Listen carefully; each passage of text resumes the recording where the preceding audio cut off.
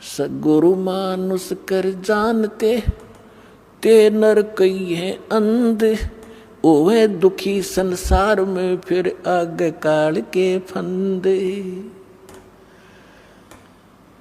अब क्या बताते हैं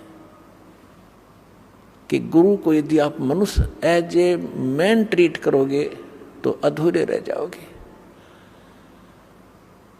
जैसे पुण्यात्माओं, एक गणित के अंदर एक प्रश्न आता है, क्वेश्चन आता है, और जिसमें मूलधन ज्ञात करना होता है, तो ओरिजिनल मूलधन तो अरबों और करोड़ों में होता है।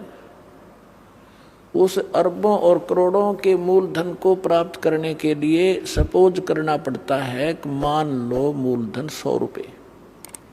हालांकि वो 100 रुपये मूलधन नहीं होता, लेकिन उसको माने बिना हम ओरिजिनल मूलधन प्राप्त नहीं कर सकते, अपना प्रश्न हल नहीं हो सकता और हम फेल हो जाएंगे।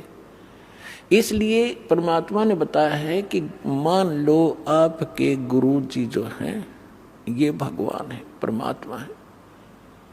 अगर इस दास के स्थान पर परमात्मा आए 600 वर्ष रह कर चले गए, हमने उनको भगवान नहीं माना, सुख भी मिले, दुख भी दूर हुए, ऐसी अनहोनी घटनाएं टली हमारी, सोच भी नहीं सकते थे।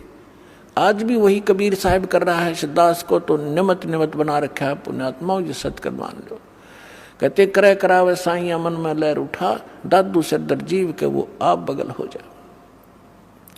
और उस समय तो स्वयं आए हुए थे, इतने सुख दिए और मुर्दे तक जीवित किए, लेकिन इन नकली संतों काल के दूतों ने भगवान को, लाल को कौड़ी बताया, भगवान को भगवान नहीं मानने दिया। तो हमने उनको गुरु नहीं माना, जिस कारण से वो छोड़ गए हमारे को। और लेकिन दयालु हैं, आपको चार्ज कर गए इतनी आशीर्वाद दे दे के, और आपको प्रथम मंत्र दिया गया था 5 नाम का, जो बीच बीच के आपके नाम है। अब जो कंप्लीट कोर्स तो अब देना था ये, तो उससे भी आपको इतना लाभ मिल गया कि कुछ संसारिक धंधे आपके ठीक होते रहे, सुख होते रहे काल के, और फिर मनुष्य जीवन अधिक प्राप्त हो गए। जिस कारण से आज आप मनुष्य जीवन प्राप्त करते हुए आ रहे हो, और आपके अंदर कैसे गुण हैं, एक देवता जैसे। एक ये आश्रम है और इसमें परमात्मा के प्रगट दिवस के ऊपर लगभग 70-80 हजार श्रद्धालु आए थे। अरे ऐसे बैठे थे जैसे ऐसे ढंग से सेट रहे, यहाँ पर कोई किसी प्रकार की कोई असुविधा एक दूसरे को नहीं होने दी। आपके अंदर वो गुण मनुष्य वाले आज तक विद्यमान है, क्योंकि आप पहले से ही मनुष्य जीवन था आपका।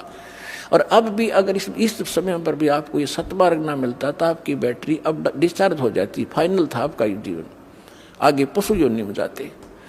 तो अब दयालु ने फिर आकर चार्जर लगा दिया, और अब भी चूक गए तो फिर असंग जन्म ठिकाना नहीं आपका, ये सत्कर मान लियो। असंग जन्म जाकर मुश्किल से फिर कभी इसी समय में ये दाव आपका फिर लगेगा। अब मान लीजिए मूलधन 100 रुपये, अब वो 100 रुपये मूलधन माना और प्रश्न हल हो गया, ओरिजिनल मूलधन मिल गया जो लाखों और करोड़ों में था। तो इस दास को आप ये समझ लीजिए कि इस दास के स्थान पर परमात्मा होते कबीर साहब, जिसके लिए आप भटक रहे हो, जिसके लिए राजाओं ने राज त्याग दिया और उल्टे सुल्टे खड़े होकर के भगवान पाने के लिए तपस्याएं की, और वो यहाँ बैठे होते तो आप कैसा व्यवहार करते। मैं बताता हूँ कैसे करते हैं। एक तो झूठ नहीं बोलते, क्योंकि अंतर्यामी है, ये सारा जानते हैं। तो झूठ कौन बोलेगा? जो मर्यादा तोड़ रहा होगा, जो भगवान से डरने वाला ना होगा, जो ये नहीं समझ रहा होगा कि सामने भगवान, गुरु नहीं भगवान खड़े हों, तो मैं उनसे क्या प्रश्न उत्तर करूं, तो वो सच झूठ नहीं बोलेगा। कोई गलती हुई है तो वो कहेगा जी गलती होगी, मैंने बीड़ी पी ली या कोई देव पूज लिया या कोई अन्य गलती होगी, तो उसका समाधान दिया दाता ने कि आपका कनेक्शन कट गया, इसको पुनः सुचारू करवाइए, शुद्धिकरण मंत्र की करा ले और फिर से शुरू हो जा, आगे गलती ना करना।